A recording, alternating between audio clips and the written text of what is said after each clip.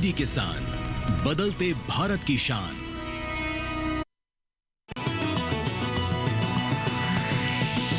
DD किसान, बदलते भारत की शान।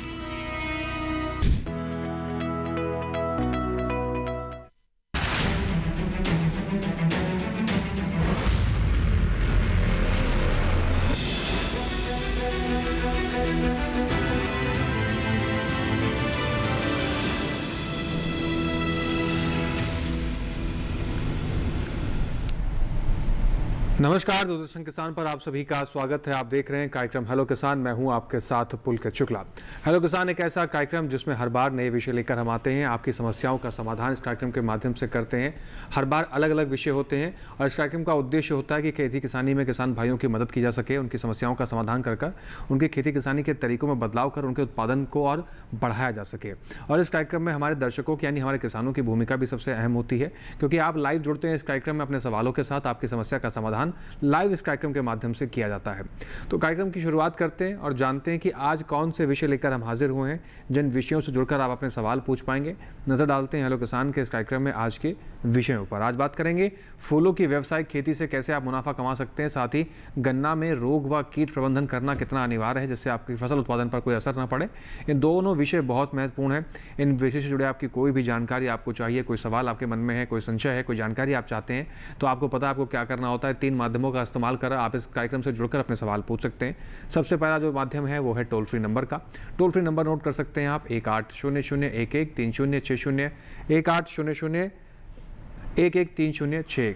फ़ोन करते समय किसान भाई 2 बातों का विशेष रूप से ध्यान रखें कि आप टेलीविज़न की आवाज़ को थोड़ा सा कम रखें और साथ ही साथ आपके फ़ोन में पर्याप्त नेटवर्क हो, ताकि एक बेहतर संवाद बनाया जा सके और आपकी समस्या का समाधान सही तरीके से किया जा सके। इसके अलावा किसान भाई हमें व्हाट्सअप कर सकते हैं। जिन किसान भाइयों का फ़ोन नहीं लग पाता वो व्हाट्सअप के जरिए भी हम तक अपने सवाल पहुँचा सकते हैं। आप व्हाट्सअप नंबर नोट कर सकते हैं हमारा 8800520717। व्हाट्सअप करते समय किसान भाई एक चीज़ का ध्यान रखें कि आप जहां से अपना सवाल हमें भेज रहे हैं, जगह का नाम, अपना नाम सवाल के साथ लिखना ना भूलें। इसके साथ ही आप ईमेल के जरिए भी इस कार्यक्रम से जुड़कर अपने सवाल हम तक पहुंचा सकते हैं। आप हमारी ईमेल आईडी नोट कर सकते हैं। हमारी ईमेल आईडी है hellokisan2015@gmail.com। तो इन 3 माध्यमों का इस्तेमाल कर आपके मन में कोई भी सवाल है या कोई नई जानकारी आप चाहते हैं इन विषय से जुड़े हुई, तो आप कार्यक्रम का हिस्सा बनकर अपने सवाल पूछ सकते हैं। आपकी समस्याओं का समाधान इस कार्यक्रम में किया जाएगा। फिलहाल रुक करते हैं अपने एक्सपर्ट्स का, जो आपकी इस कार्यक्रम में आपकी समस्याओं का समाधान करेंगे। तो स्वागत करते हैं सबसे पहले स्टूडियो से डॉक्टर बबीता सिंह जी। आपका स्वागत है मैडम। आप वरिष्ठ वैज्ञानिक हैं, पुष्प विज्ञान संभाग, भारतीय कृषि अनुसंधान संस्थान पूसा, नई दिल्ली से। इसके साथ ही हमारे दूसरे खास एक्सपर्ट हैं जो कि ऑनलाइन हमारे साथ जुड़े हुए हैं, डॉक्टर ललन शर्मा जी हैं। उनका रुख कर लेते हैं। वरिष्ठ वैज्ञानिक हैं, भारतीय गन्ना अनुसंधान संस्थान, लखनऊ, उत्तर प्रदेश से। डॉक्टर ललन जी आपका भी बहुत स्वागत है। आप तक हमारी आवाज़ पहुंच रही है? ललन जी आप हमें सुन पा रहे हैं? Yes sir. आप जी डॉक्टर साहब आपका स्वागत है इस कार्यक्रम में। बहुत बहुत धन्यवाद सर जी। तो चर्चा की शुरुआत डॉक्टर बबीता जी से करते हैं। डॉक्टर बबीता जी, अगर आज हम फूलों की व्यावसायिक खेती को लेकर चर्चा कर रहे हैं, बात की जाए भारत में फूलों की खेती को लेकर, क्या रकबा अभी देश में हमारे है और क्या संभावनाएं फूलों की खेती को लेकर हो सकता है, और क्या कुछ फूलों की खेती से हम बदल सकते हैं किसानों के जीवन में? देखिए, जिस तरीके से अब कृषि में विविधीकरण की बात है, तो कृषि में विविधीकरण को लेते हुए अगर जो हमारे फूल हैं, जो हमारी पुष्पीय फसलें हैं, उनका भी आजकल एक अहम भूमिका जो है उसके रूप में उभर के हमारे फूल आए हैं। और अगर आप, जैसे आपने पूछा रकबे की बात, तो आज हमारे देश में लगभग 3.5 लाख हेक्टेयर एरिया में फूलों की खेती की जा रही है, जिसमें कि आपके खुले फूल हैं और कट फ्लावर्स हैं, जिनको हम कर्तित फूल भी कहते हैं। और इसमें जो व्यावसायिक तौर पे जिन फूलों की खेती की जा रही है हमारे देश में, उसमें हम लोग गुलाब की खेती कर रहे हैं, हमारे किसान भाई गेंदे की खेती कर रहे हैं खुले फूलों में, और कट फ्लावर्स में गुलाब के साथ साथ आप गुलदाउदी जो है, जिसको हम क्राइजेंथेमम कहते हैं, उसकी खेती की जा रही है। और लिलियम है, लिलियम की खेती भी की जा रही है, और रजनीगंधा की खेती की जाती है, जो कि हमारे किसान भाई कर रहे हैं। और अगर आज हमारे पूरे उत्पादन की बात करें तो लगभग 28 मिलियन टन जो है वो हमारे देश में फूलों का उत्पादन किया जा रहा है। और इसके जो हमारी जो वैल्यू है वो लगभग 7 से 7.5 करोड़ के लगभग जो है, इसका जो आपका एक आर्थिक ब्यौरा मैं आपको बता रही हूँ, जो कि हमारे देश में एट प्रेजेंट जो है जो फूलों की व्यवसाय की जो अवस्था है। जी। तो फूलों की खेती से ये तमाम संभावनाएं हैं जो आप इसमें शामिल होकर तमाम संभावनाओं को साकार करके अच्छी खासी कमाई कर सकते हैं, और कैसे व्यावसायिक खेती आपकी ज़िंदगी को बदल सकता है, कैसे शुरुआत करनी है, कौन से फूलों की किस्मों का चुनाव करना है, ये तमाम बातें और भी जानेंगे डॉक्टर बबीता जी से। लेकिन फिलहाल इस विषय से जुड़ी एक रिपोर्ट पर आइए पहले नज़र डाल लेते हैं।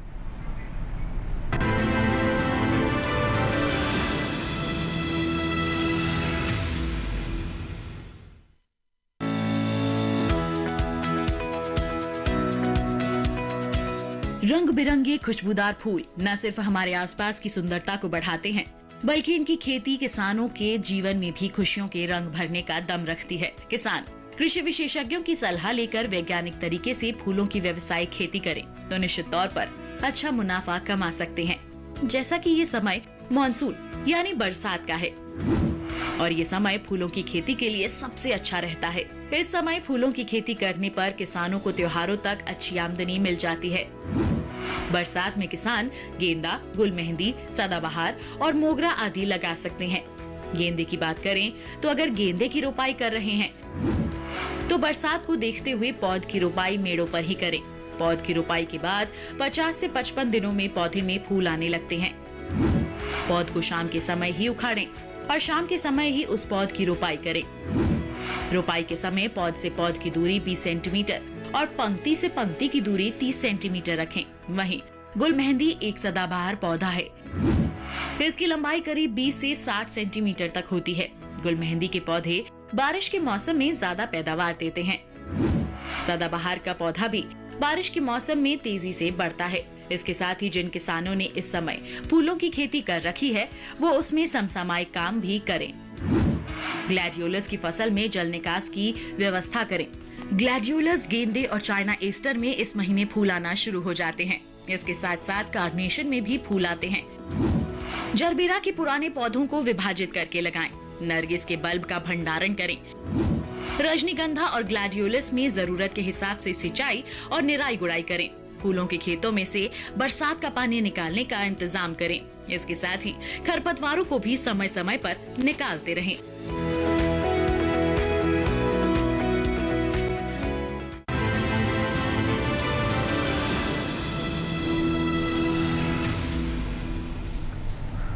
तो फूलों की व्यावसायिक खेती से कैसे जुड़ना है और किस प्रकार की बातों का ध्यान रखना है, इस रिपोर्ट के जरिए हमने समझने की कोशिश की। बहरहाल आगे बढ़ते हैं, रुख करते हैं अपने दूसरे विषय की तरफ।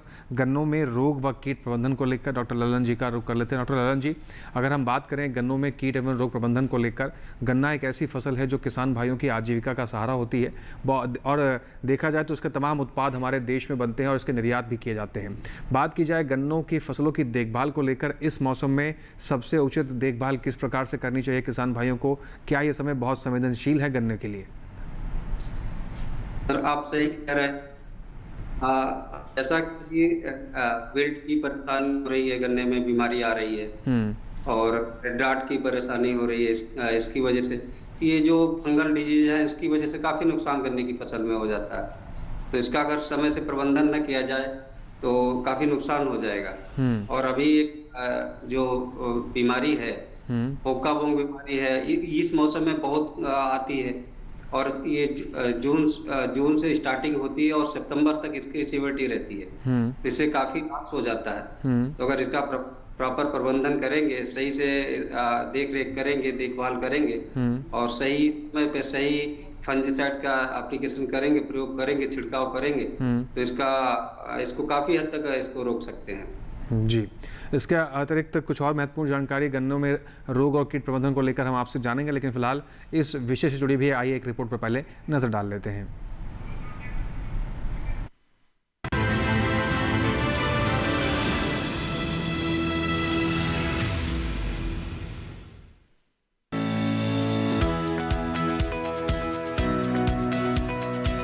बरसात के मौसम में नमी के कारण फसल में कीट और रोग लगने की आशंका बढ़ जाती है।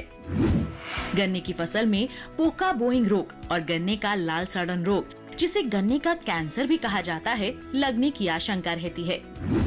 इन रोगों से बचाव के लिए किसान फसल की उचित देखभाल करने के साथ साथ कृषि विशेषज्ञों की सलाह से उचित दवाओं का छिड़काव कर सकते हैं।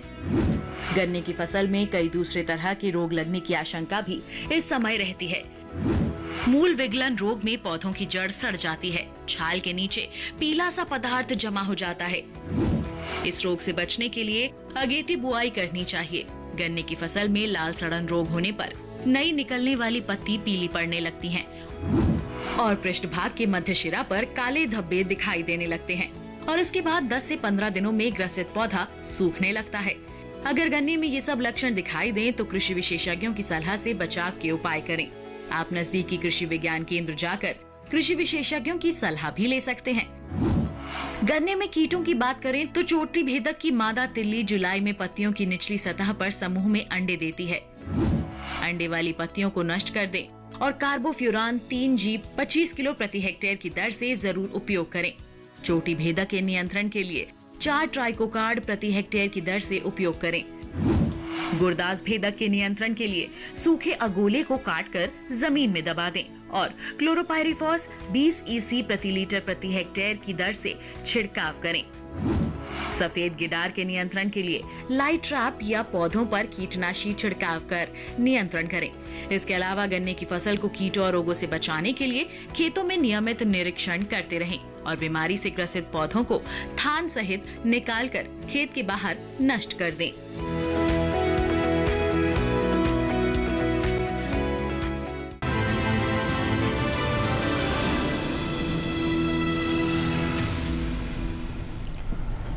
तो गन्ने की फसल की अच्छी देखभाल करने के लिए आपको किन बातों का ध्यान रखना है, रिपोर्ट के जरिए हमने समझा है। फिलहाल आगे बढ़ते हैं। एक बार फिर से डॉक्टर बबीता जी का रुख करते हैं। डॉक्टर बबीता जी, बात इस मौसम की अगर की जाए तो बहुत क्रूशियल माना जा रहा है। अगर जो किसान भाई फूलों की व्यावसायिक खेती से जुड़ना अगर चाहते हैं तो कोई नया किसान है, अगर वो जानना चाहता है कि इस समय मैं कैसे शुरुआत करूँ, कौन से फूल का चुनाव करूँ, अपने क्षेत्र को मैं कैसे पहचानूँ कि मेरे क्षेत्र के लिए ये फूल उपयुक्त है, थोड़ा सा इसके बारे में मार्गदर्शन कीजिए हमारे किसान भाइयों के लिए। देखिए, जो भी किसान भाई खेती की शुरुआत करना चाहते हैं तो मैं तो सबसे पहले यही कहूँगी, देखिए खेती आज फूलों की खेती जो होती है वो खुले क्षेत्रों में भी फूल उगाए जाते हैं और संरक्षित खेती भी की जाती है। तो सबसे पहले अगर कोई किसान भाई या बहन फूलों की खेती करना चाहते हैं तो मैं उनको ये राय देना चाहूँगी कि आप खुले क्षेत्रों से पहले अपनी खेती जो है उसकी शुरुआत करें। और उसमें सबसे पहले अगर जैसे खुले फूल जो होते हैं, जैसे हम देखते हैं कि गेंदा है, गेंदा जो है उसका काफ़ी इस्तेमाल किया जाता है और आने वाला जैसा कि अब त्योहारों का सीज़न आ रहा है तो जैसे दिवाली आएगा, दशहरा आएगा, नवरात्रि आती है, तो उस टाइम पे गेंदे का काफ़ी इस्तेमाल किया जाता है। तो और गेंदा आसानी से खुले क्षेत्रों में जो है वो उगाया जा सकता है और गेंदे की जो खेती है वो पूरे साल भर की जा सकती है। तो इसलिए मैं तो यही राय देना चाहूँगी कि गेंदे की खेती से शुरुआत करें। और उसके अलावा जैसे कर्तित फूल हैं उसमें ग्लैडुलस होता है जिसका इस्तेमाल भी काफ़ी, शादियों का भी सीज़न चलता है, अब शादियों का सीज़न भी आएगा तो उसमें भी काफ़ी कट फ्लावर के रूप में इसका इस्तेमाल किया जाता है। तो उसको भी खुले पूरी धूप में उगाया जा सकता है खुले क्षेत्रों में, तो ग्लैडुलस की खेती भी की जा सकती है। और साथ साथ जो है कि बाकी और भी जैसे फूल हैं, गुलाब, जो खुले हुए गुलाब होते हैं जिनका इस्तेमाल भी काफ़ी शादियों में और पूजा में, मंदिरों में और उसके अलावा त्योहारों पे किया जाता है। तो गुलाब की भी खेती, जो देसी गुलाब होता है जो खुले क्षेत्रों में हमारा होने वाला गुलाब है, उसकी खेती भी किसान भाई जो है उससे शुरुआत कर सकते हैं। जी, तो किसान भाई ऐसे शुरुआत कर सकते हैं। डॉक्टर बबीता जी, अगर हम बात करें, आपने कहा खुले खेत में की जाती है और संरक्षित खेती भी की जाती है, दोनों प्रकार हैं।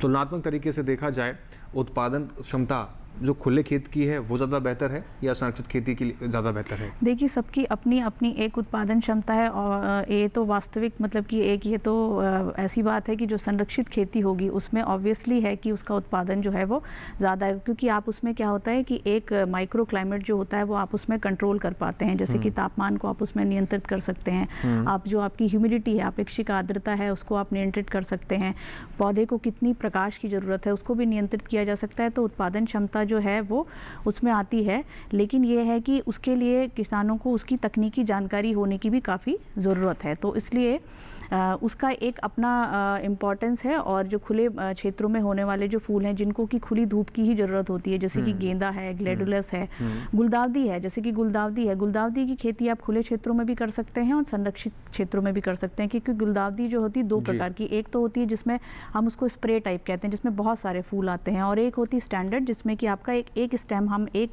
मेंटेन करते हैं तो उसकी जो क्वालिटी और गुणवत्ता आएगी वो आपकी संरक्षित खेती में ही अच्छी आएगी। उसी तरीके से गुलाब भी है, गुलाब जो होते हैं आपके देसी गुलाब जिसका इस्तेमाल हम शादियों में खुले फूलों के रूप में करते हैं, वो आपके खुले क्षेत्रों में होता है। लेकिन जो आपका हाइब्रिड टी HT रोज़ कहते हैं जिसमें कि आप एक सिंगल स्टेम मेंटेन करते हैं, उसकी जो एक गुणवत्ता है वो आपकी संरक्षित खेती में आपको मिलेगी। तो दोनों की अपनी अपनी एक जो है इम्पोर्टेंस है जी, दोनों की अपनी अपनी अलग भूमिकाएं हैं, अलग तरीके हैं, अलग टेक्निक चीज़ें हैं जो काफ़ी किसान भाई ध्यान रख सकते हैं। इसमें और किस तरीके से आगे बढ़ सकते हैं और खासकर संरक्षित खेती में क्या संभावना है इसको भी समझेंगे। लेकिन फिलहाल यहाँ वक्त हो गया एक छोटे से ब्रेक का। आप बने रहें, देखते रहें कार्यक्रम हेलो किसान।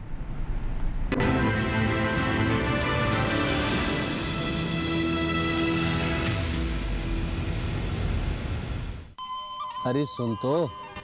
मुझे क्या सुनाना चाहते हो? जो सुनाओ मेरी सौतन को। किसको? अरे वही तुम्हारा मोबाइल फोन जिससे सुबह शाम दिन रात चिपके रहते थे और कहते थे किसान कॉल सेंटर से बातें हो रही हैं। अच्छा ये बात है। हाँ क्यों, क्या हुआ? अब बात नहीं होती क्या? अब तो झट से बात हो जाती है। ऐसा क्या? हाँ, अब तो ज्यादा लाइनें और खास तकनीक के कारण खेती के माहिरों से तुरंत बात हो जाती है। और अगर कभी लाइन व्यस्त हो तो अपनी समस्या फोन पर रिकॉर्ड करा दो, वहाँ से फोन आ जाता है और समस्या की हल का मैसेज भी आ जाता है। ये देखो आ गया। अरे वाह, इसका मतलब इंतजार की घड़ी अब खत्म। हाँ। तभी मैं सोचूं कि आजकल मुझ पर इतना प्यार क्यों आ रहा है।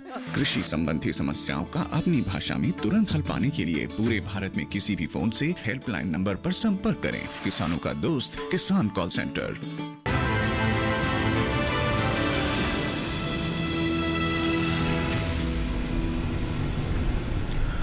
ब्रेक के बाद एक बार फिर से आप सभी का स्वागत। आप देख रहे हैं कार्यक्रम हेलो किसान। चर्चा को आगे बढ़ाते हैं, लेकिन एक दर्शक हमारे साथ फोन लाइन के जरिए जुड़ गए हैं। राकेश जी हैं शिमला हिमाचल प्रदेश से। राकेश जी आपका स्वागत है, सवाल पूछें।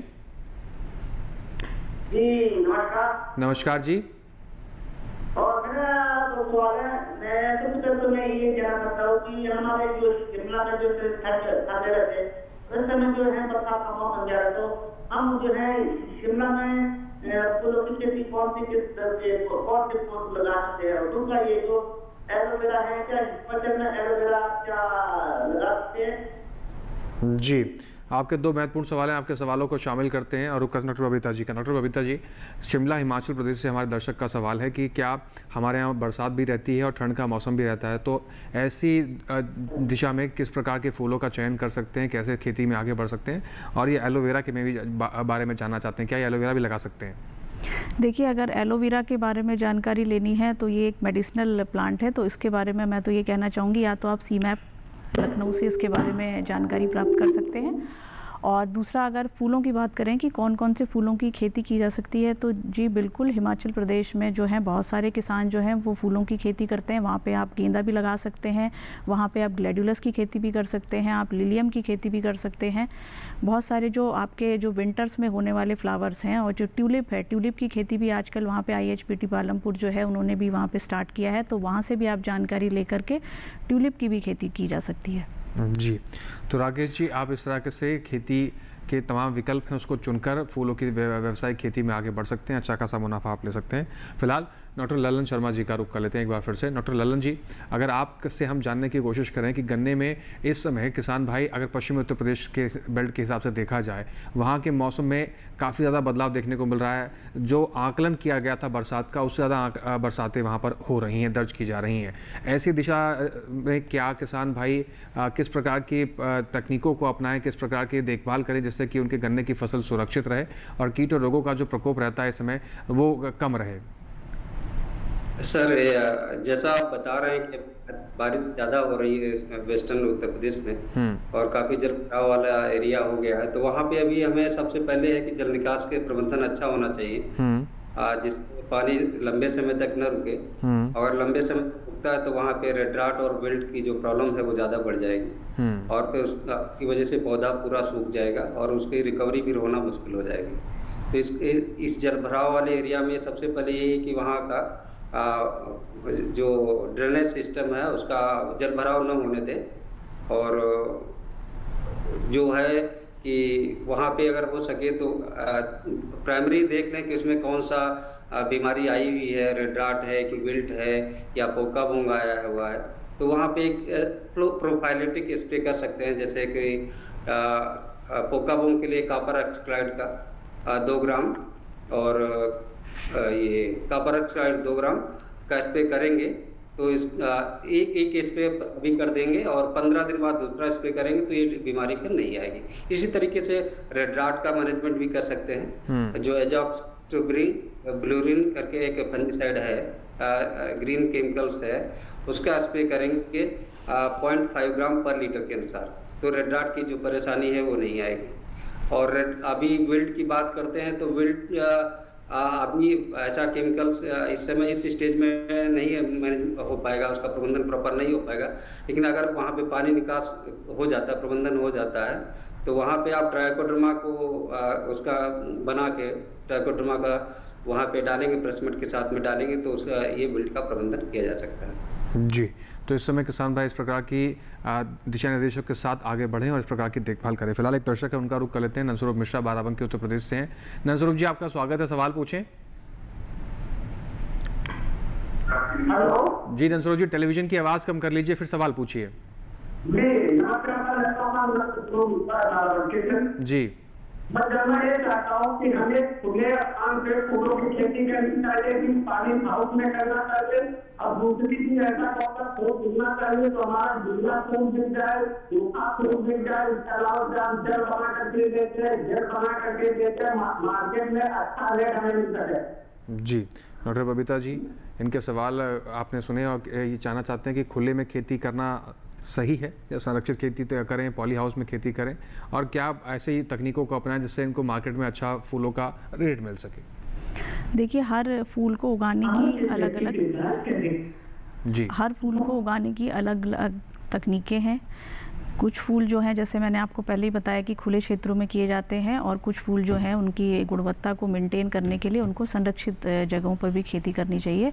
तो खुले क्षेत्रों में अगर खेती की बात करूं तो मैं इनको ये बोलना चाहूँगी, बाराबंकी उत्तर प्रदेश से बात कर रहे हैं, तो ये गेंदे की खेती जो है वो कर सकते हैं। और मैंने अभी पहले बताया भी कि आने वाला सीज़न जो है वो त्योहारों का है, शादियों का है, तो इस टाइम पर अगर गेंदे की खेती करेंगे, और हमारे जो संस्थान है, वो हमारा जो भारतीय कृषि अनुसंधान संस्थान का जो हमारा डिपार्टमेंट है फ्लोरिकल्चर एंड लैंडस्केपिंग, उन्होंने किस्में भी विकसित की हैं गेंदे में, जिसकी प्लांटिंग जो है वो हम अभी जो कर सकते हैं इस टाइम पे, जिसमें की जो किस्में हैं वो पूसा दीप, पूसा पर्व और पूसा उत्सव, इनके नाम भी देखिए इसी तरीके से रखे गए हैं कि वो उत्सव, दीप और पर्व के नाम पर, क्योंकि ये उत्सव जो आने वाले त्यौहार होते हैं उसी टाइम पे जो है आपको इनका फूल जो है मिलेगा। तो जैसे अगर इस टाइम पे आप उनकी करते हैं तो इसका फूल जो है आपका दिवाली दशहरे के टाइम पे आना शुरू हो जाता है, तो इसमें आपको अच्छा बाजार भाव जो है वो मूल मिलता है। इसका जो फूल है वो लगभग आपका 50 रुपये से लेकर 200 रुपये किलो तक भी जाता है। और इनका इस्तेमाल आप लोग सभी लोग जानते ही हैं, जैसे कि त्योहारों में होता है, शादियों में होता है। उसके अलावा इन्होंने बात किया कि पॉली हाउस के अंदर संरक्षित खेती करनी है, तो संरक्षित खेती में आप गुलदाउदी की खेती कर सकते हैं, हाइब्रिड गुलाब की खेती कर सकते हैं, लिलियम की खेती की जा सकती है। इनसे खेती करके आप लाभ और मुनाफा प्राप्त कर सकते हैं। और हर फूल को करने की अलग अलग तकनीक है, तो उसकी जो अगर आपको डिटेल में जानकारी चाहिए तो वो हम जानकारी जो है हमारे संस्थान में आप जो है उससे प्राप्त कर सकते हैं। जी डॉक्टर बबीता जी, अगर बात करें उन किसानों की जो पहली बार इस फूलों की खेती की तरफ जुड़ना चाहते हैं या जुड़ रहे हैं, तो ये भूमि का चयन कैसे करें? क्योंकि क्या ये भूमि का चयन उसी प्रकार से होता है जिस तरीके से हम अनाज की फसलों के लिए करते हैं या फल सब्जियों की फसलों के लिए करते हैं, हॉर्टिकल्चर की फसलों सब्जियों के लिए करते हैं? तो क्या फूलों की व्यावसायिक खेती की जब बात आती है, फूलों की खेती की बात आती है, उसी प्रकार से भूमि चयन करना चाहिए, उसी प्रकार से मिट्टी की तैयारी होती है, या कुछ तरीकों में बदलाव करना होता है? नहीं, जैसे देखिए आपने सही कहा, जिस तरीके से हम और फसलों के लिए भूमि का चयन करते हैं, क्योंकि देखिए सबसे अच्छी जो भूमि है वो तो मैं मानती हूँ कि बलुई दोमट मिट्टी, सैंडी लोम जो सॉइल होती है वो सबसे उपयुक्त सॉइल मृदा मानी जाती है फूलों की खेती के लिए, किसी भी अन्य फसल के लिए, क्योंकि उसमें जो होती है इसकी वाटर होल्डिंग कैपेसिटी जो होती है वो भी अच्छी होती है, और आसानी से जो है उसमें सैंड होने के कारण जल निकास भी इजीली किया जा सकता है। तो खेती के लिए, फूलों की खेती के लिए तो मैं ये मानती हूँ कि सैंडी लोम सॉइल जो होती है अच्छी होती है। और अगर आपकी मिट्टी भारी जैसे होती है, जैसे क्ले सॉइल है, तो उसमें आप अगर उसमें सैंड या रेत जो है वो मिला देते हैं तो उसमें क्या होगा कि जल निकास जो है वो आराम से किया जा सकता है, जिससे कि पानी के ठहराव या जो पानी रुक जाता है उसकी वजह से होने वाली जो रोग व्याधि आएंगी वो नहीं आती हैं, और उससे बचाव किया जा सकता है। जी, तो मिट्टी का चयन और भूमि का चयन भी करना बहुत मायने रखता है कि आप कैसी भूमि का चयन कर रहे हैं, जिसका असर आपके फसल उत्पादन पर भी देखने को मिलेगा। डॉक्टर ललन शर्मा जी का रुख कर लेते हैं। डॉक्टर ललन शर्मा जी, आजकल हम देख रहे हैं हमारे किसानों को बहुत ज़्यादा प्रोत्साहित किया जा रहा है और अपने इस कार्यक्रम के माध्यम से कई बार हम अपने किसानों को बताते हैं कि एकीकृत कीट प्रबंधन तरीकों को अपनाकर आप अपनी फसलों की देखभाल कर सकते हैं। थोड़ा सा IPM के बारे में बताइए, किस तरीके से ये काम करता है और कितना इसको इस्तेमाल करने के बाद, इन तरीकों को इस्तेमाल करने के बाद कितना असर पड़ता है फसल उत्पादन पर? जो अप्रोच अगर फॉलो करेंगे तो बहुत कम लागत में अच्छी पैदावार ले सकते हैं और आपका जो प्रोडक्शन कास्ट है वो कम लगेगा। जैसे अभी गन्ने की अगर पत्तियां देखी जाए सूखी हैं तो उनको निकाल देना चाहिए। फार्मर्स को सबसे पहले उन पत्तियों को निकाल देना चाहिए अभी। तो जो सूखी पत्तियां जाएंगी तो वहाँ पे जो बोरर्स का है, बोरर जो वहाँ पे अपनी पीढ़ी बनाते हैं उनकी पॉपुलेशन कम हो जाएगी। तो इस तरीके से आप जो टॉप बोरर है या सूट बोरर है, इंटरनोड बोरर है, जितने बोरर्स हैं इनकी संख्या वहाँ पे कम हो जाएगी। तो और या दीमक जो है वो कम हो जाएगी। तो इससे आगे इसकी वजह से उस पर प्रकोप नहीं हो पाएगा और गन्ने की जो फसल है वो स्वस्थ रहेगी। तो इस तरीके से अगर और कल जो केमिकल्स का अगर बायोलॉजिकल का अगर बात कर लेते हैं, बायोलॉजिकल मैनेजमेंट की, तो उसमें हम ट्राइकोडर्मा को हम सबसे पहले यूज करना चाहिए। जब हम प्लांटिंग करते हैं उस समय यूज करेंगे तो उसका बहुत अच्छा इफेक्ट मिलता है।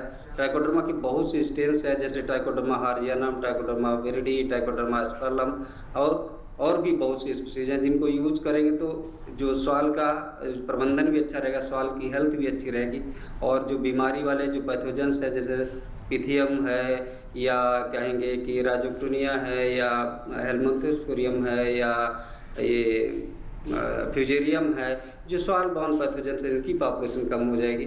तो आगे चल के आपकी जो पौधे की वो अच्छी होगी। जी डॉक्टर शर्मा जी, अगर हम बात करें और कुछ तरीकों की बात की जाए कि कैसे किसान भाई इसमें आगे बढ़ सकते हैं, ये भी आपने बताया कि ये तरीकों का इस्तेमाल कर सकते हैं।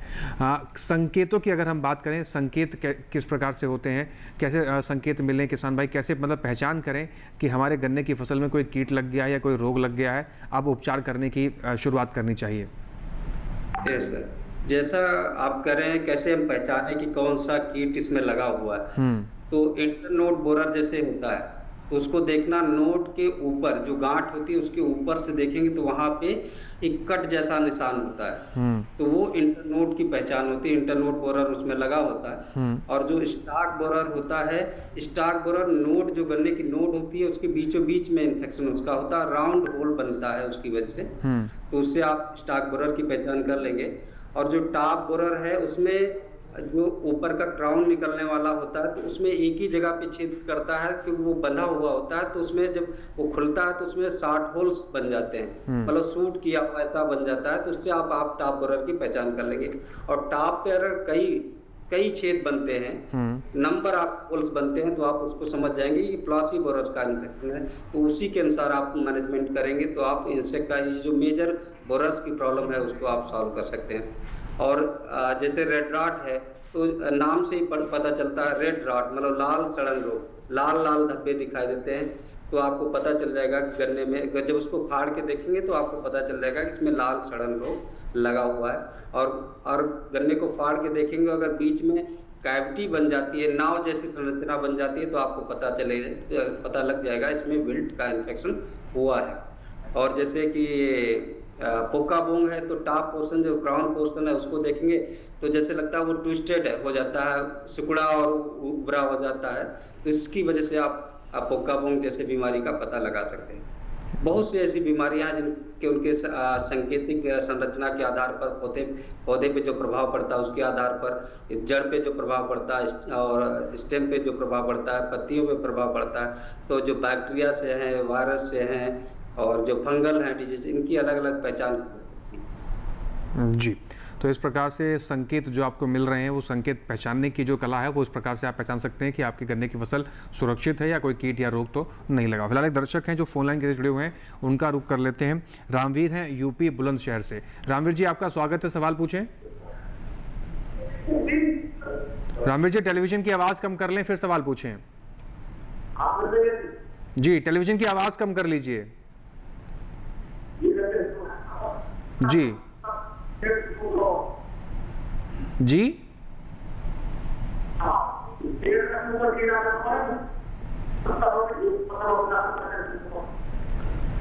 जितना हम समझ पाए आपके गन्ने की फसल सूख रही है, कोई कीड़ा लगा हुआ है।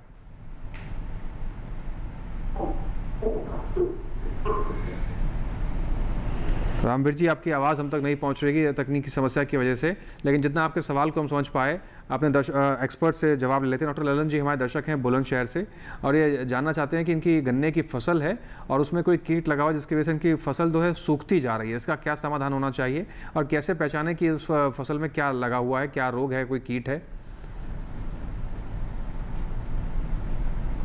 डॉक्टर ललन, गन्ने को जड़ से खोदेंगे तो देखेंगे, अगर उसमें दीमक लगा हुआ है तो आपको पता चल जाएगा कि ये जड़ खत्म हो गई, दीमक की वजह से सूख रहा है। या फिर पूरा पौधा सूख गया है तो उसको फाड़ के देखेंगे तो उसमें जो व्हाइट पैचेस दिखाई देंगे तो आपको दिखेगा कि रेड रॉट की वजह से उसमें ये बीमारी लगी है, उस वजह से सूख गया है। या ऊपर का टॉप पोर्शन सूखा हुआ है तो आपको पता चल जाएगा कि इसमें बोरर ये प्लासी बोरर या टॉप बोरर लगा हुआ है, जिस वजह से वहाँ पे सूख रहा है। तो इस तरीके से आप पहचान सकते हैं कि जो सूखने वाली समस्या है वो किस वजह से हुई है। जी, तो रामवीर जी, आप इस तरह से पहचान कर सकते हैं कि समस्या क्या है और उसका समाधान भी आप कर सकते हैं। फिलहाल आगे बढ़ते हैं, डॉक्टर बबीता जी का रुख करते हैं। डॉक्टर बबीता जी, गेंदे की हम बात कर रहे थे। देश के बहुत बड़े स्तर पर किसान भाई गेंदे की फसल को उगाते हैं, लेकिन जब बात आई कि भूमि का चयन किस प्रकार से करना चाहिए, ये भी आपने बेहतर तरीके से बताया। अब बात करते हैं खेत की तैयारी को लेकर, बुआई की विधि को लेकर। हम बताते हैं कि जब अनाज की फसलों को उगाया जाता है तो बीजोपचार किया जाता है। फूलों में भी क्या हम इस नियम को फॉलो करते हैं और किस प्रकार से बीजोपचार कर सकते हैं, और क्या बीजोपचार करने से भी फसल उत्पादन पर असर पड़ता है फूलों की खेती में?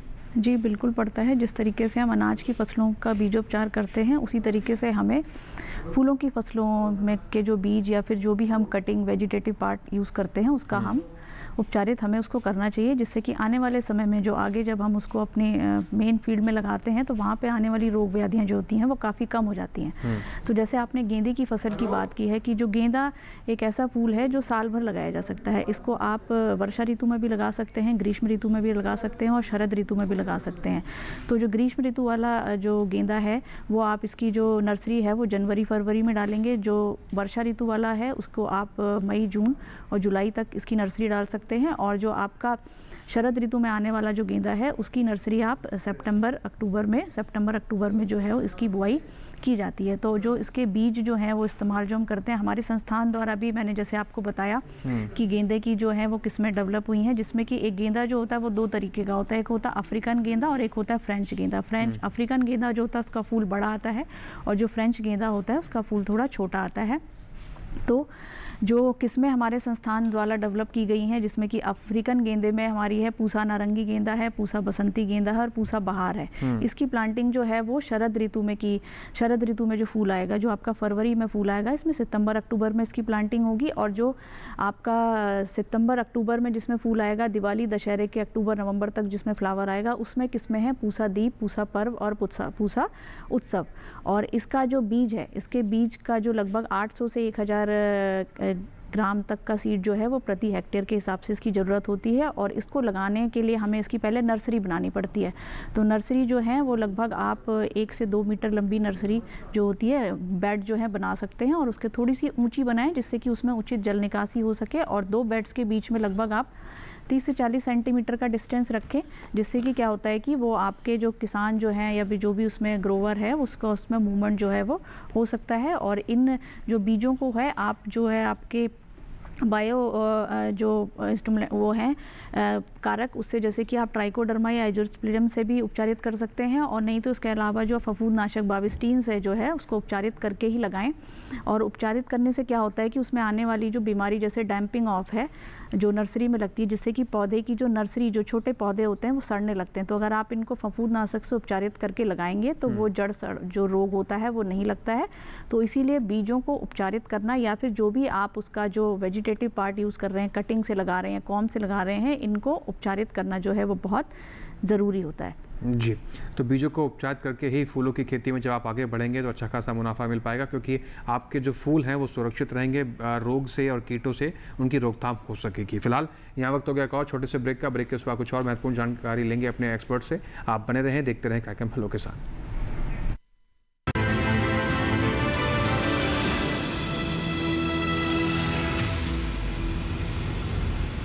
डीडी किसान ने कर ली है तैयारी, यहाँ मिलेगी पशुपालन की हर एक जानकारी। घर आंगन से लेकर व्यवसायिक फार्म तक, मुर्गी पालन से लेकर रेगिस्तान के जहाज तक, बीमारियों से पशुपालक बिल्कुल ना हो परेशान। विशेषज्ञ करेंगे आपकी समस्या का समाधान। देखिए अपना पशु चिकित्सक हर रविवार शाम 6:30 बजे दूरदर्शन किसान पर।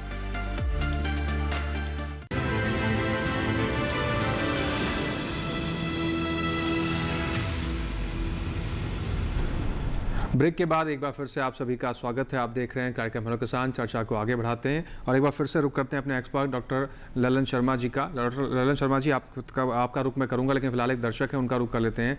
धार मध्य प्रदेश से एक हमारे दर्शक हैं, उनका रुख कर लेते हैं। बाल मुकुंद जी, अपना सवाल पूछिए। गेंदे के फूल में कलियां बहुत आ रही है, लेकिन फूल नहीं खिल रहे। जी डॉक्टर बबीता जी, धार मध्य प्रदेश से हमारे दर्शक हैं। गेंदे के फूल में कलियाँ बहुत आ रही हैं लेकिन फूल नहीं खिल रहे हैं। गेंदे के फूलों में अगर आपकी कलियां बन रही हैं जी, तो अगर उस कलियां बन के सूख जाती हैं या फिर कलियां बनती हैं और उसमें फूल नहीं आते हैं, क्या मतलब आपका एक बार प्रश्न आप दोबारा से। बाल मुकुंद जी, क्या आप, चलिए संपर्क टूट गया है। बबीता जी, देखिए उसमें या तो ये हो सकता है कि गेंदे की अगर कलियां बन रही हैं तो फूल तो आना चाहिए उसमें। उसके लिए क्या है, या तो हो सकता है कि उसमें कोई ऐसा पानी वगैरह का वहाँ पे रुकाव हो, या फिर जो उसकी किस्म जो हो सकती है, जो आपने किस्म इस्तेमाल की है, वो हो सकता है कि वो एक उत्तम क्वालिटी का जो उनका बीज जो है वो अच्छा ना हो। तो आप अपना बीज जो है हमेशा जो किसी भी एक अच्छे ऑथेंटिकेटेड सोर्स से या फिर किसी भी जहाँ से भी आप परचेज़ कर रहे हैं वो भी किसी अच्छी जगह से परचेज़ करें, क्योंकि इस पे किस्म का भी बहुत ज़्यादा जो है वो असर होता है। क्योंकि अगर कली बन रही है और फूल नहीं आ रहा है तो हो सकता है कि किस्म में कोई दिक्कत हो सकती है। जी, तो इस प्रकार से आप अपनी समस्या का समाधान कर सकते हैं। डॉक्टर बबीता जी, अगर हम बात करें मौसमी फूलों की, इस मौसम के लिहाज से कौन कौन से फूल किसान भाई लगा सकते हैं और किस प्रकार से उनको आगे बढ़ना चाहिए, थोड़ा मौसमी फूलों के बारे में जानकारी दीजिए। हाँ, देखिए मौसम जो है वो 3 तरीके के सीज़न होते हैं। एक आपका गर्मी का सीज़न है, शरद ऋतु है और ग्रीष्म ऋतु है। तो अभी जो ये सीज़न चल रहा है वो वर्षा ऋतु का है। इस टाइम पे जो है मौसमी फूलों की अगर मैं बात करूँ तो इनकी जो है वो अभी प्लांटिंग का जो बहुत ही अच्छा टाइम है। जिन्होंने इसकी नर्सरी तैयार कर ली है मई जून के महीने में, तो वो जो पौध जो है वो नर्सरी वो लगाने के लिए एकदम बिल्कुल बहुत ही उपयुक्त समय है। और इस टाइम पे जो वर्षा ऋतु वाले जो मौसमी फूल हैं उसमें आप सिलोशिया लगा सकते हैं, जीनिया लगा सकते हैं, गॉम्फ्रीना लगा सकते हैं और पोर्चुलाका जो है पोर्चुलाका लगाया जा सकता है।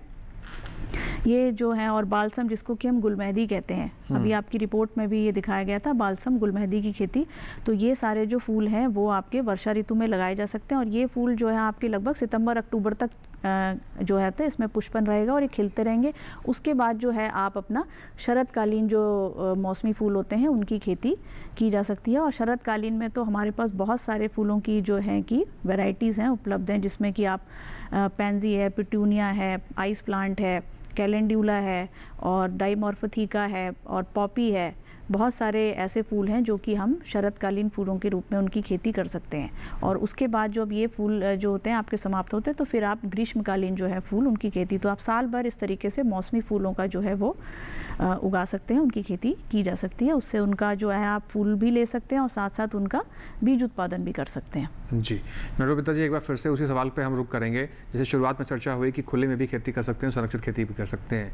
जो किसान भाई साल भर उत्पादन लेना चाहते हैं, खेती में विविधीकरण करना चाहते हैं और अगर वो संरक्षित खेती की तरफ रुचि रखते हैं तो किस प्रकार की जानकारी वो कहाँ से ले सकते हैं, कितना खर्चा आता होगा, क्या विधियां उनको अपनानी चाहिए, टेक्निकल टर्म्स किस प्रकार से इसमें होती हैं जो फॉलो कर सकते हैं? देखिए, अगर संरक्षित खेती की बात करें तो संरक्षित खेती का मतलब ही है कि आप उसमें साल भर उत्पादन ले सकते हैं, क्योंकि संरक्षित खेती जो है एक आपका एक जो माइक्रो क्लाइमेट आप उसके अंदर कंट्रोल कर सकते हैं, जिसमें आप उसकी ह्यूमिडिटी जिसको कि अपेक्षित आर्द्रता है, तापमान है, लाइट है और उसमें जो आपकी सिंचाई है, सिंचाई के साथ आप उसमें जो है अपना फर्टिलाइजर जिसको हम फर्टिगेशन की विधि कहते हैं वो भी आप उसमें कर सकते हैं। और साल भर उत्पादन लेने के लिए ही संरक्षित खेती जो है वो उपयुक्त मानी जाती है। तो अगर जो भी किसान भाई संरक्षित खेती कर सकते हैं और जो फूल संरक्षित खेती में उगाए जाते हैं उसमें बेसिकली जो है हम गुलदावदी, जिसमें स्टैंडर्ड टाइप ऑफ गुलदावदी की खेती कर सकते हैं, हाइब्रिड टी रोजेस जो हैं उनकी खेती की जा सकती है, लिलियम की खेती की जा सकती है संरक्षित खेती के अंदर। तो जो भी किसान भाई इसमें ज़्यादा रुचि रखते हैं, जानकारी ले सकते हैं चाहते हैं, जानकारी लेना चाहते हैं, तो वो हमारे भारतीय कृषि अनुसंधान संस्थान में हमारा CPCT सेंटर है, centre for protected cultivation technology. यहाँ से आकर के यहाँ के कृषि विशेषज्ञों से और कृषि वैज्ञानिक से आप इसकी जो है डिटेल में तकनीकी जो अपने टेक्निकल टर्म्स हैं, तकनीकी जो किस तरीके से आपको पॉली हाउस सेटअप करना है, कैसे बनाना है, उसकी जानकारी आप प्राप्त कर सकते हैं हमारे संस्थान में CPCT सेंटर से, जिसका पूरा नाम है centre for protected cultivation technology. जी, तो किसान भाई जानकारी ले सकते हैं अगर संरक्षित खेती के जरिए फूलों के व्यवसाय से जुड़ना चाहते हैं और अच्छा उत्पादन लेना चाहते हैं। तो फिलहाल आगे बढ़ते हैं, डॉक्टर ललन शर्मा जी का एक बार फिर से रुख कर लेते हैं। डॉक्टर ललन जी, बात करें गन्ने के कुछ और आयामों की। अगर हम देख रहे हैं किसान भाई बड़ी मेहनत से अपनी फसलों को उगाते हैं और अगर ज़रा से ही लापरवाही हो जाए तो फसल का नुकसान बहुत गंभीर रूप से उनको नुकसान देता है। बात करें मित्र कीटों की, अगर कोई ऐसा कीट अगर गन्ने की फसल में हम लगाएं जिससे रोग भी बच सके और कीटों का प्रकोप भी ना हो, तो उसके बारे में थोड़ा सा बता सकते हैं? सर, आपने एकदम सही बात कही है। शुरुआत से हमें ध्यान रखना है, बीज के सिलेक्शन से लेके बीज के चुनाव से लेके किस वैरायटी का बीज कब लगा रहे हैं। जैसे ऑटम प्लांटिंग होती है या फिर क्या कहते हैं कि ये स्प्रिंग प्लांटिंग होती है, उसके बाद लेट में थोड़ा प्लांटिंग होती है। तो हमें ध्यान रखना होता है कि किस समय हम कौन सा बीज लगाना है और किससे अधिक पैदावार ले सकते हैं। मित्र कीट की बात करें तो हम एपिकार्निया जो मेलेनोलोका है वो पायरेला के लिए बहुत ही इफेक्टिव है। ट्राइकोग्रामा कीट है, बहुत ही इफेक्टिव है, एक पैरासाइट है, ये बोरस के लिए अगेंस्ट है। इसके अलावा और भी अगर बात करें तो कुछ बायो कंट्रोल एजेंट्स हैं, जैसे मेटाराइजियम है और बिवेरिया है। इसका अगर उपयोग करेंगे तो बहुत से जो कीट हैं उनकी समस्या को कम किया जा सकता है। जी, तो इन मित्र कीटों का भी इस्तेमाल किसान भाई कर सकते हैं। फिलहाल एक दर्शक है, उनका रुख कर लेते हैं। सुरेश पाटिल हैं कर्नाटका से। सुरेश जी, आपका स्वागत है, सवाल पूछें। सुरेश जी, आप हमें सुन पा रहे हैं तो सवाल पूछें।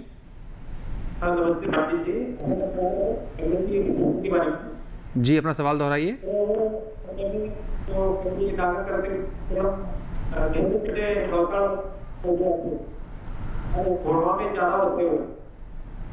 सुरेश जी, आपके सवाल को समझ नहीं पा रहे हैं, आप सवाल अपना दोहराइए फिर से।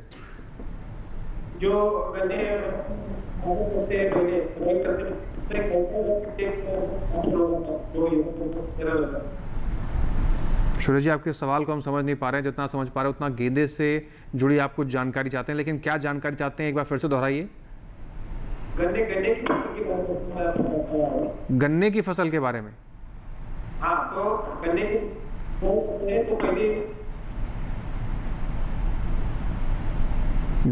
गन्ने की फसल में क्या जानकारी चाहते हैं आप?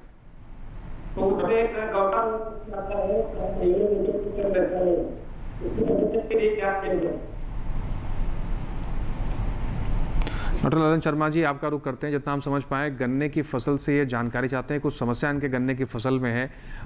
समस्या तो हम नहीं समझ पाए क्या है, लेकिन अगर इस समय के आधार पर देखा जाए तो क्या समाधान इनको करना चाहिए जिससे इनकी गन्ने की फसल सुरक्षित रहे?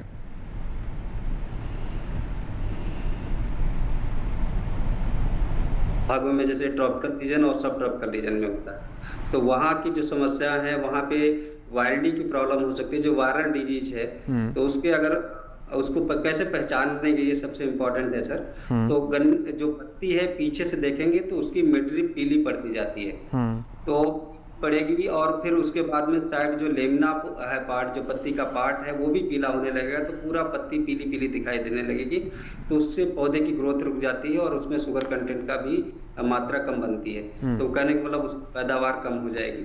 और कर्नाटका से हैं तो वहाँ पे ये रेड रॉट की भी उतनी समस्या नहीं है, लेकिन विल्ट की समस्या वहाँ पे है और पोकाबोम की समस्या है। तो इनका प्रबंधन उचित करेंगे। उनके लिए जो सेलेक्टिव जो फंजीसाइड्स हैं उनका उपयोग करेंगे, क्योंकि जो फंजीसाइड्स हैं सबके अलग अलग हैं।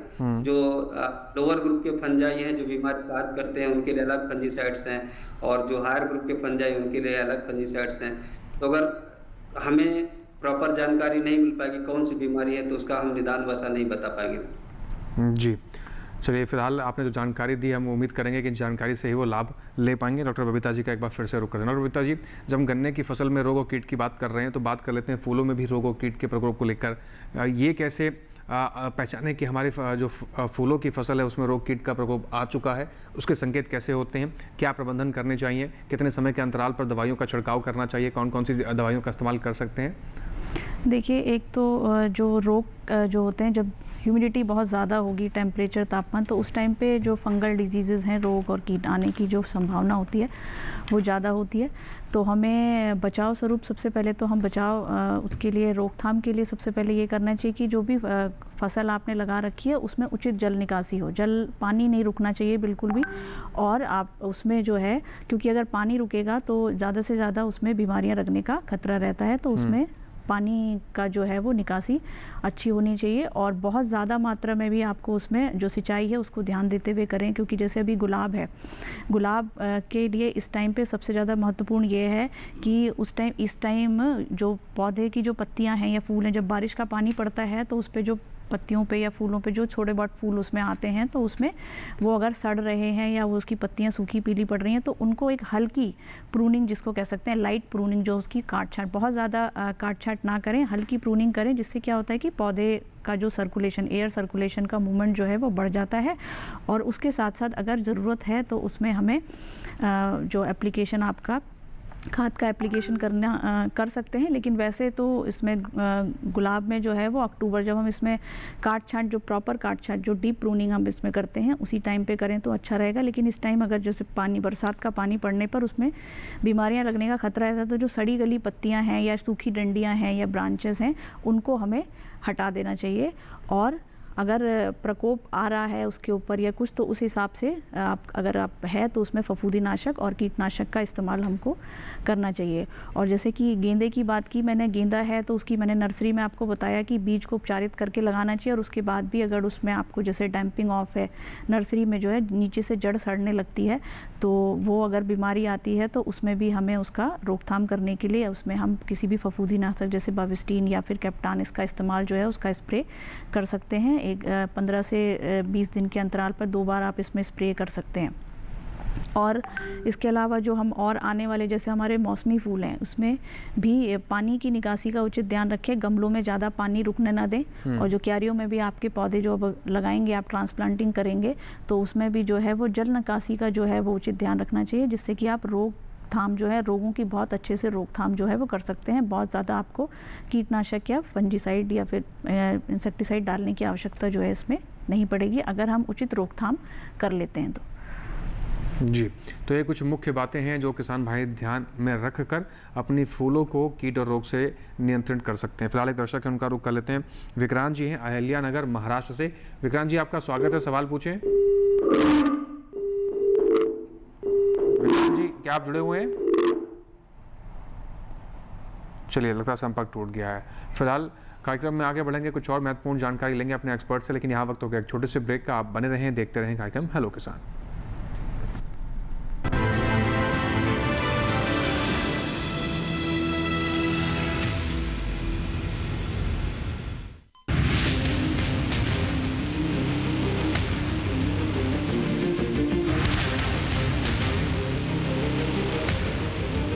जब तपती है धरती, सूरज उगलता है आग, ठंड में जब सर्दी जमा देती सबके हाल, सब छुप जाते अपने अपने घरों में, तब बाहर निकलता सिर्फ एक इंसान, भरने के लिए हम सबका पेट, खून को पसीने की तरह देता बहा, थक जाता, झुलस जाता, हो जाता बीमार, तब उसकी सेहत का ध्यान रखता सिर्फ डीडी किसान।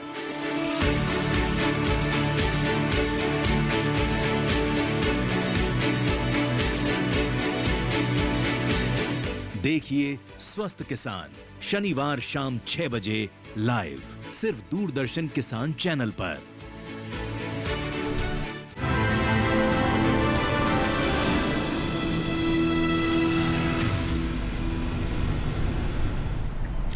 ब्रेक के बाद एक बार फिर से आप सभी का स्वागत है। आप देख रहे हैं कार्यक्रम हेलो किसान। चर्चा को आगे बढ़ाते हैं। एक बार फिर से रुक करते हैं डॉक्टर ललन शर्मा जी का।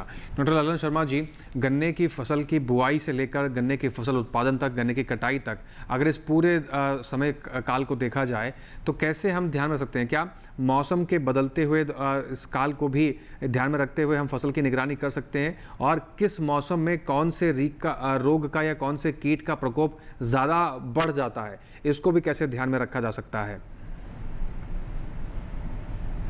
है और इसका हम गन्ने का बीज के चुनाव से लेके और कटाई तक हमें ध्यान रखना है कि उसमें कौन कौन से रोग लगते हैं, कैसे उस पर टेम्परेचर का और ह्यूमिडिटी का क्या फर्क पड़ता है। तो सबसे पहले बुआई के टाइम के समय की बात कर लेते हैं।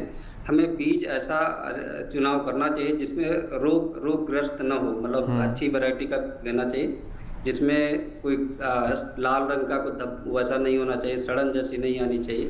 तो बीज का चुनाव अच्छा होना चाहिए, अच्छे बीज अच्छी वैरायटी का होना चाहिए। और बुआई में जब उसके सेट काटे जाते हैं तो उनको बीज शोधन जो फंजीसाइड है, कवकनाशी है, उसका जैसे बविस्टिन है 0.1%, मतलब 2 ग्राम पर लीटर के अनुसार उसका घोल बना के उसमें डिप करके अगर लगाएंगे तो उसमें आपको फिर आगे चल के जो बीमारी हैं वो सॉइल बॉर्न बीमारी हैं वो नहीं लगेंगी। और जैसे बुआई के टाइम पे दीमक लग जाती है तो उस समय ध्यान रखना है कि इमिडाक्लोपिड जो है, इमिडाक्लोपिड 3 ml 10 लीटर में पानी में डाल के या 5 ml 15 लीटर पानी में डाल के अगर उसमें जो सेट्स के ऊपर छिड़काव करेंगे तो उसमें दीमक की समस्या नहीं लगेगी। और उसके बाद अगर देखा जाए तो जब 2-3 महीने की क्रॉप होती है तो उसमें एस्मट का सिम्टम दिखाई देते हैं, ऊपर कंडुआ जैसा दिखाई देता है। तो उसके लिए फंजीसाइड है प्रोपिकोनाजोल, उसका अगर 1 ग्राम पर लीटर के अनुसार अगर स्प्रे करेंगे तो शायद इसका मैनेजमेंट किया जा सकता है। और उसके बाद में अगर अभी का जो सीजन है, ज़्यादा जो टेम्परेचर है, ह्यूमिडिटी है, इस समय पोका बंग बीमारी बहुत आ रखी है। तो इसके प्रबंधन के लिए जैसा अभी हम बात कर रहे थे, कॉपर ऑक्साइड का 0.2% और बविस्टिन का 0.1% और ये मैंकोजेब का 0.3%, अगर इनका इस कॉन्सेंट्रेशन के अनुसार, ये पर लीटर के अनुसार मैं बात कर रहा हूँ, अगर इसको इस अनुपात में डालेंगे तो ये पोका बंग बीमारी का प्रबंधन कर सकते हैं। अभी कुछ फील्ड में विजिट कर रहा था तो वहाँ देख रहा था कि रिंग स्पॉट बीमारी आई हुई थी। इसके लिए भी आप मैंकोजेब का अगर स्प्रे करेंगे तो ये प्रबंधन इसका किया जा सकता है। जैसे टाप बोरर कीड़ा लग जाता है, ऊपर से टाप पूरा छेद हो जाता है और सूखने लगता है, तो उसके लिए केमिकल आता है CTPR नाम से कॉमनली उसको जानते हैं, क्लोरेंथ्रेनोल करके आता है। उसका अगर 1 ml 1 लीटर पानी में घोल बना के इस पे कर देंगे, ये जून के महीने में कर दिया जाए तो इससे ज़्यादा फायदा मिलेगा। आगे इसकी जो बीमारी है, ये जो कीड़ा लगता है इसकी वजह से इसका प्रबंधन कर सकते हैं। कुछ बीमारी जैसे वायरस की वजह से लगती हैं, जैसे मोज़ेक वायरस, जो मोज़ेक डिजीज है वो लग जाती है, और जो वाइल्डी डिजीज है वो लग जाती है। तो ये एफिड से ट्रांसमिट होते हैं, इनका जो ट्रांसमिशन एफिड से होता है। तो इसके प्रबंधन करने के लिए इमिडाक्लोपिड जो है यूज करेंगे तो इसकी वजह से इसका प्रबंधन किया जा सकता है। जी, आपने बहुत महत्वपूर्ण जानकारी डॉक्टर ललन जी साझा की है कि कैसे हम पहचान सकते हैं मौसम के बदलाव के चलते ही, और आपने कीमती समय निकाल कर तमाम महत्वपूर्ण जानकारी हमारे दर्शकों तक पहुंचाई। आपका हमारे साथ जुड़ने के लिए बहुत शुक्रिया, समय साझा करने के लिए आपका बहुत शुक्रिया। फिलहाल एक दर्शक है उनका रुख कर लेते हैं। मानिक हैं सांगली महाराष्ट्र से। मानिक जी, आपका स्वागत है, सवाल पूछें।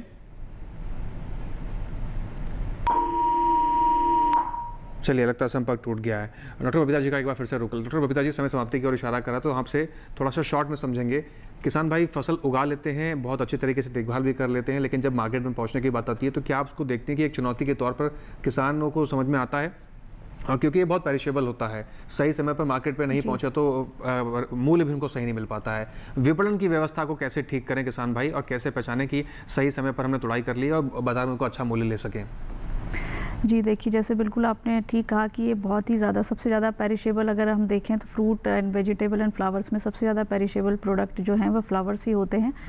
तो इसके लिए सबसे पहले तो इनका जो हमको हार्वेस्टिंग कब करना है, हमको किस स्टेज पर इनको काटना है, तो उसके लिए सबसे किसान भाइयों को ये बहुत ही महत्वपूर्ण बात है कि अगर उनको कहीं आपने आसपास के किसी मार्केट में भेजना है तब तो आप उसको एक मैच्योर पूर्ण डेवलप जो स्थिति है उसमें आप उसको हार्वेस्ट कर सकते हैं। लेकिन अगर उनको किसी दूर की मार्केट में उसको एक्सपोर्ट करना है या भेजना है तो उसकी एक फूलों की अलग अलग स्टेजेस होती हैं उसको हार्वेस्ट करने की, जिससे कि जब तक वो वहाँ पहुँचेगा वो अपनी पूर्ण जो मैच्योरिटी स्टेज में पहुँच जाएगा और उसी से फिर उनको एक अच्छा जो है वो उसका बाजार भाव जो मूल्य मिलता है। जैसे कि अगर हम ग्लैडुलस की बात करें तो अगर उनको आसपास की मार्केट में करना है तो नीचे के 3 से 4 फ्लोरेट खिले हुए हों, लेकिन अगर उसी फूल को अगर आपको दूर भेजना है तो उसकी जो नीचे की 3 से 4 जो है फ्लोरेट जो है वो उसमें सिर्फ कलर दिखना शुरू हो, उस स्टेज पे हार्वेस्ट करना चाहिए।